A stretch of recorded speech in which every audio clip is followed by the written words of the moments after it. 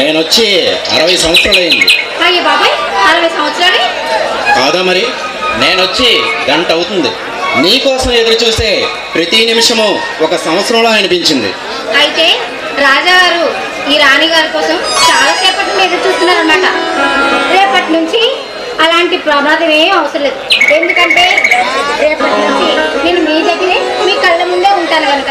అంటే ఈ కొండ కృష్ణుడిని నీ కొంగు ముడేసుకుని ఊపిరాడిన ముద్దులతో ఉక్కిరి బిక్కిరి చేస్తావన్నమాట.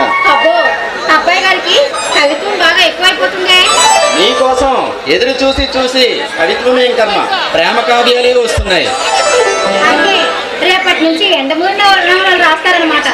నవల రాయటం తర్వాత ముందు నిన్ను నా కౌగిలిలో గట్టిగా బంధించమని నా మనసు పదే పదే గోల చేస్తుంది, ఈల వేస్తుంది. అవన్నీ పెళ్ళైన తర్వాతే.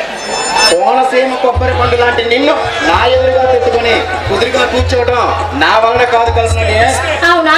అలా అయితే నీ వల్ల కాకపోతే నువ్వు ఇక్కడే ఉండు, నేను వచ్చిన దారిని పరవళ్ళు తిరుగుతున్న నా చిరుపు వయసు నీ కౌగిలిలో కరిగిపోమని గోల చేస్తుంది.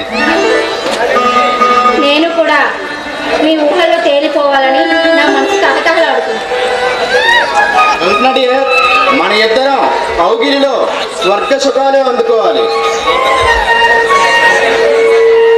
టోటల్ గా ఈ ప్రేమ లోకాన్ని, ఈ కంప్యూటర్ లోకాన్ని ప్రేమలోకంగా మార్చాలి. I love you Kalpana.